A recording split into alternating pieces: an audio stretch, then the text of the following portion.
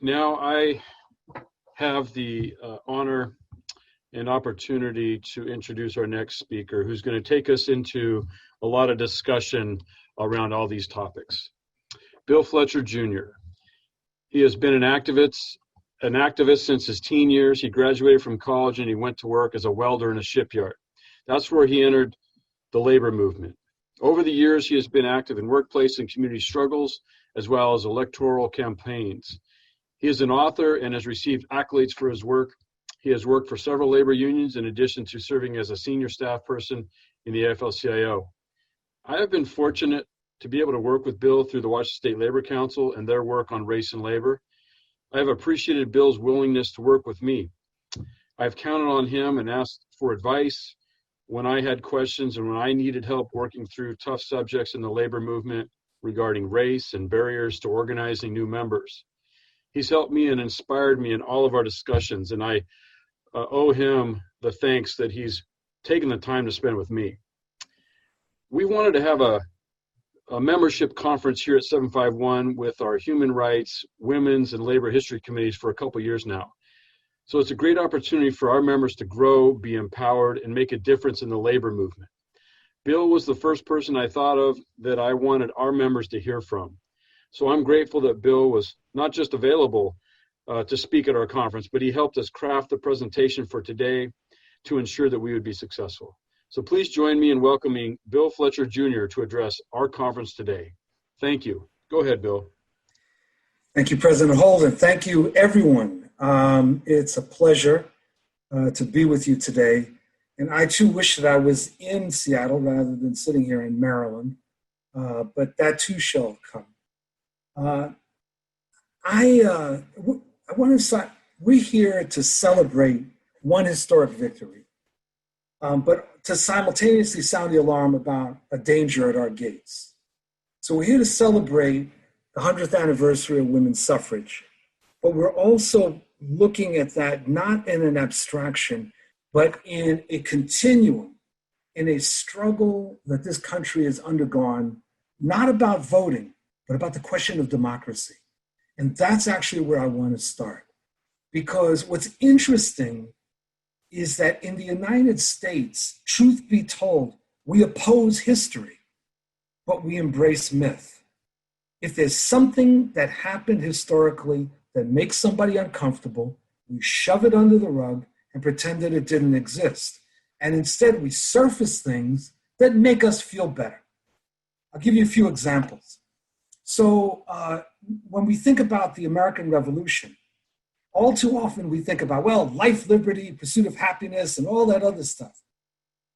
What almost no one talks about is the Proclamation of 1763, which in many respects was the chief motivating force behind the American Revolution. What was the Proclamation of 1763? It was that the British Crown signed a deal with Native American tribes that the colonists would not go further west than the Appalachians. The colonists said, no, we want to grab the Indian land. The British are oppressing us from taking the land from the Indians.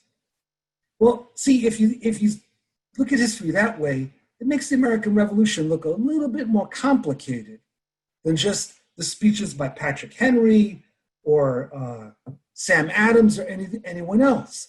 That history is so important because if you don't understand it, you end up embracing myth and you end up going down some really weird paths. When you look at the development of the United States in the so-called founding fathers, truth be told, they were actually ambivalent about democracy. They weren't really sure it was such a great idea. And I'm not talking about just those that wanted George Washington to be a king, or those that even wanted George Washington to continue being president after his second term. I mean that there was a serious debate in the construction of this country about things like voting. For example, what lay under all of this was this deep fear that the founding fathers had about two problems. One was something that they referenced as the mob. And I don't mean the Cosa Nostra. I don't mean the Russian mob. I mean, when they talked about the mob, what they meant was masses of people, poor people, who didn't like the way things were. That people like Alexander Hamilton, George Washington, and others were fearing would ultimately rise up. So one of the things that they thought about in constructing our government was how to keep the mob in check. Other thing that they were concerned about was slaves. They wanted to make sure, they had this real problem. There was all these slaves in the South. How do you construct a political system that excludes the slaves, but also, given that the Southern white population was smaller than the Southern Northern population, how do you make sure that the Southern white population has greater say in the overall system? Well, you create the Electoral College. So as opposed to almost every other country on this planet, where you have one person, one vote, in the United States, we don't have that right at the national level. There's this intermediary body called the Electoral College, which obscures the vote. Let me give a concrete, very recent example. Because of the Electoral College, huge portions of our electorate end up being excluded. One of the things I stumbled across a while ago was that in the 2012 election, the Democratic Party put almost no resources into South Carolina. Why? Because South Carolina was treated as a foregone conclusion. It was going to vote a Republican. 40% of the vote in South Carolina went to Obama with no resources. Now think for a second, if we had some sort of proportional system. First of all, if we had one person, one vote, or if we had a proportional system, so that in South Carolina, 40% of the vote would have gone to Obama. What that would mean is that there would be no such thing as safe states anymore. Every state would be open, which is exactly what democracy is supposed to be. But the founding fathers were really worried about that. They didn't really want every situation to be up for grabs, because that might mean the mob, meaning working people and poor people, might get out of control. So you have from the very beginning these restrictions in terms of what it meant to have a democracy. But added to that, in 1790, only 60 to 70% of white men could vote. Now, what that meant is that despite, well, I'll get to that in a second, 60 to 70% of white men could vote. That meant if you were a white woman, you couldn't vote. Obviously, if you were a slave, you couldn't vote. If you're an Indian, you couldn't vote, right? So that meant you had minority rule, numerically, okay? And what was also interesting is that this is at the same time when the United States is debating who can become a citizen. So in the 1790s, they basically said citizens were open to free whites. It didn't say free white men. Now this raises a really fascinating question, because if citizenship was open to white men, why weren't white women voting? Well, they got blocked. And in fact, as I'll get to later, when the suffragette movement starts rising and raising this question, they asked that. Wait a minute, if we're citizens, why can't we vote? And they kept getting dismissed, pushed aside. It even went to the Supreme Court. And check this out. This is what the Supreme Court said in its wisdom. In 1875? Yeah, 1875. They said, you're too late.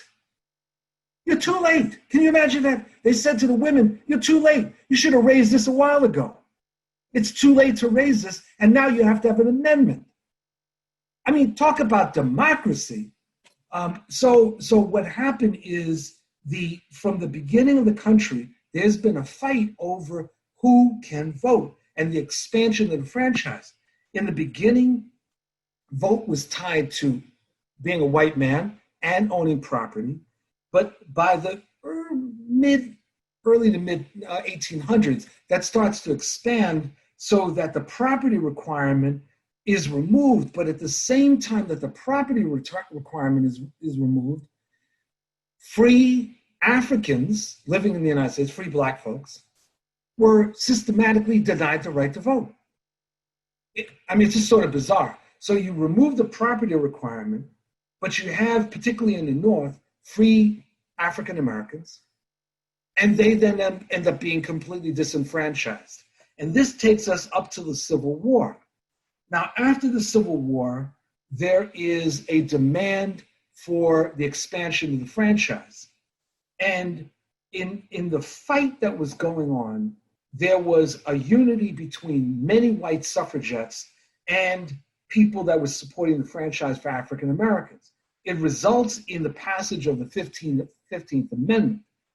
The problem is that there were white suffragettes that, like Susan B. Anthony, that took the position that unless women were included, they weren't going to support the 15th Amendment.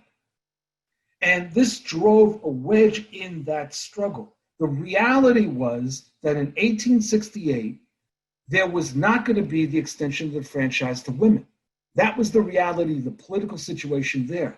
But we were in the middle of what was called the Reconstruction. There was an attempt to reconstruct the South and technically make it a more democratic place. Without the 15th Amendment, that would have meant that there was absolutely no black vote in the South. And even though the Reconstruction was ultimately defeated by racists and property owners, for a period of roughly about 15 years, there were dramatic experiments in changing the country around, including the introduction of public education and a number of other things. When Reconstruction is defeated in 1877, there was an effort that went to systematically disenfranchising black voters. And it was driven by the rich in the South. Now, here's where it also gets interesting. The rich in the South weren't simply interested in disenfranchising black folks. They wanted to disenfranchise the poor. Because one of the things that was going on in Reconstruction, which scared the bejeebies out of the rich, the plantation owners, was that the poor black and the poor white were often working together, joining together to fight for change in the South. And so the rich, using the race card, basically were able to push through all kinds of different franchisements from basically 1877 to the early 1900s to restrict the right to vote. But by restricting the right of blacks, they didn't just simply say black folks couldn't vote. They started introducing other things, like, for example, the grandfather clause, which basically said, if your grandfather could vote before the passage of the 15th Amendment, you could vote.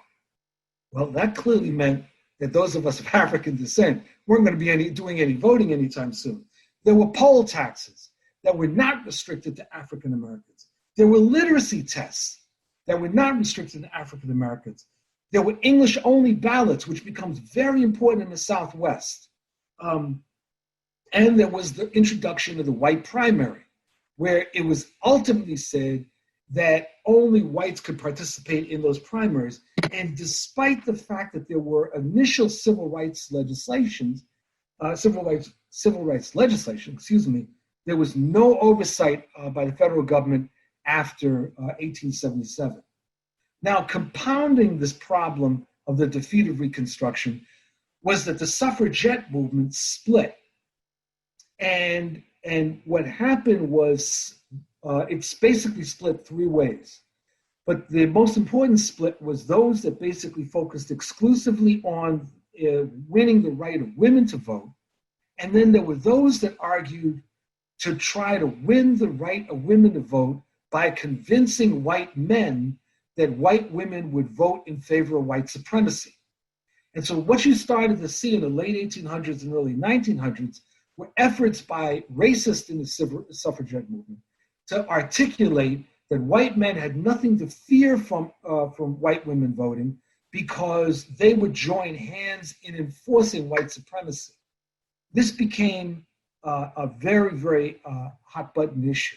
And as I mentioned, after 1875, when the Supreme Court said to women, you were too late, you should have asked for the right to vote in the 1700s, then all efforts were moved towards an amendment which ultimately passed in 1920. After 1920, there were continued efforts to expand the franchise throughout the entire United States. During World War II, there was a new opening, and someone needs to tell me, by the way, if I'm speaking too long. There was a new opening that was created because in World War II, we had this unusual situation where the United States was at war with countries that were more racist than the United States. Nazi Germany, Japan, and Italy in particular. And so the demand to fight fascism found itself in contradiction with the existence of fascist-like conditions in the South and the Southwest. Well, this presented, what do they call it, cognitive dissonance or something? There was like a real contradiction. In 1944, the Supreme Court ruled in Smith versus Allwright that white primaries were banned. This was a very, very important move. In that same year, this is sort of a tangent, but it's very important for union people to know, was the Supreme Court decision in Steele versus Louisville Railroad. And any of you that ever have been engaged in duty of fair representation cases, if you look at court decisions and look to the very first decision made by a court, it's Steele versus Louisville Railroad, which was a case where the railroad brotherhoods, the railroad unions, were attempting to carry out a final solution of removing African-American workers from the railroads. And the Supreme Court said that a union simply can't do that. Even if it isn't admitting blacks, it had a duty to fairly and equitably represent all workers, regardless within their bargaining unit. That's what set the stage for duty of fair representation. So this is the same year. And it showed you that the impact of World War II in basically expanding people's idea about what democracy was very important. Following that, you start to see the rise of the contemporary civil rights movement that was not simply about African Americans, but it was also affecting other peoples of color, most particularly Mexican Americans and Chicanos. In 1954, the Supreme Court ruled that the 14th Amendment on equal protection, the Equal Protection Clause, did not apply only to whites and blacks, which was very important in terms of Latinos. So you're understanding there, the Supreme Court is saying, no, this is not a binary. We're dealing with a broader situation. And so the civil rights movement is pushing forward, along with allies, in expanding the franchise.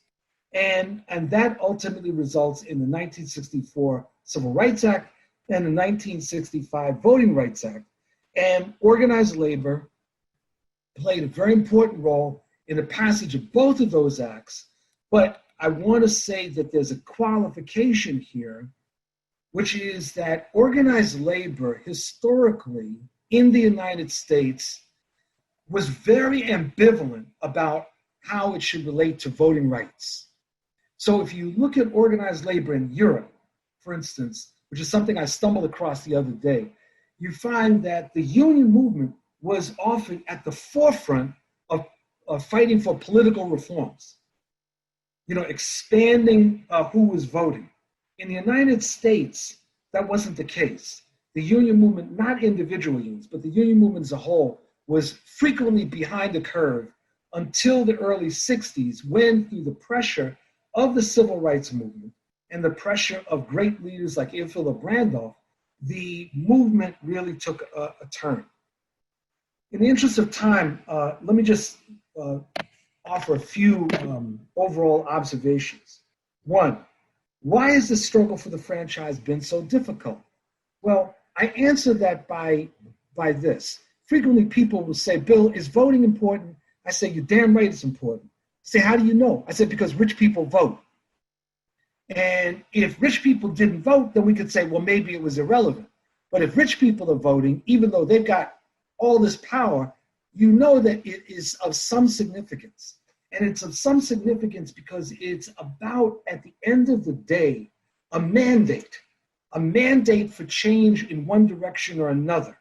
And that's one of the things that's so important for us to think about, that the rich and the powerful, in order to control our society, cannot do it on guns alone. They have to do it by convincing us that we too have a right to make a decision. Well, if you open up that franchise, then ultimately we are making certain decisions, and we can sometimes, when we do it strategically, hold in check the rich and the infamous. And time has shown at different points during the New Deal and others when we've been able to put in check some of our strongest opponents. But in this fight, race becomes central, because one of the things that our opponents have frequently done is use the race card to try to convince poor and working class whites that they have a greater interest with people like the Koch brothers than they do with their sisters and brothers who are darker than them.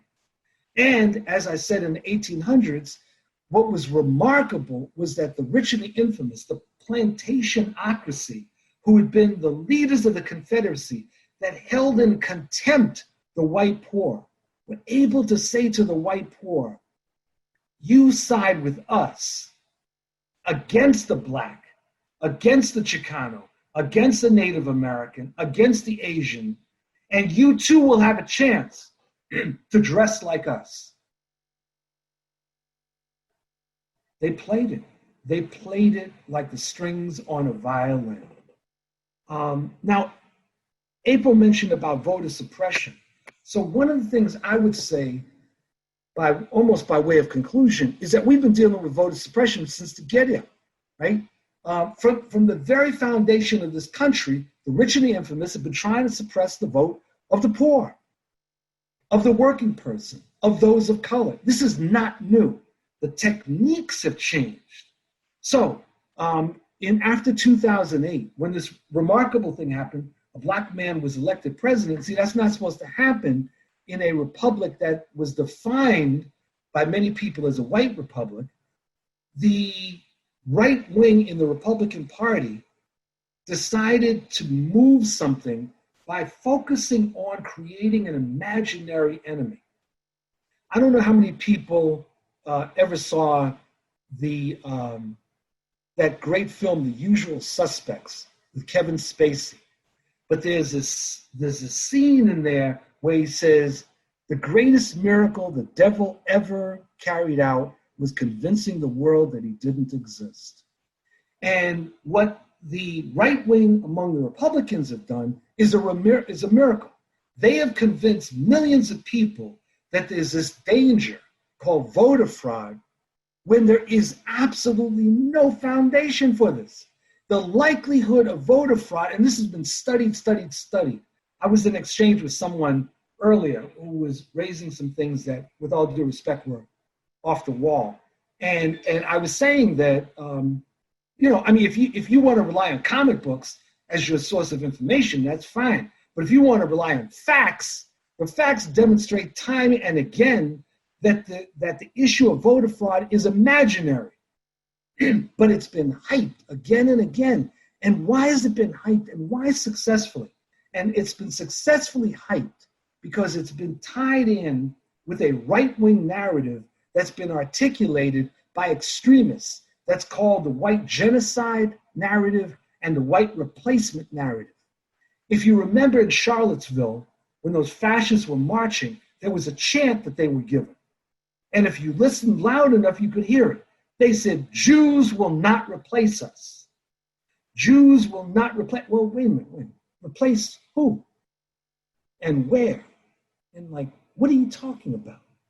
Given the percentage of Jews in this country, replace you. But this is part of this larger narrative that basically says that the common white man is threatened by this influx of barbarians from the global south, whether they're from Latin America, Africa, or indigenous barbarians, right, that are coming to take over and grab your women and do everything else, and that this is the white genocide.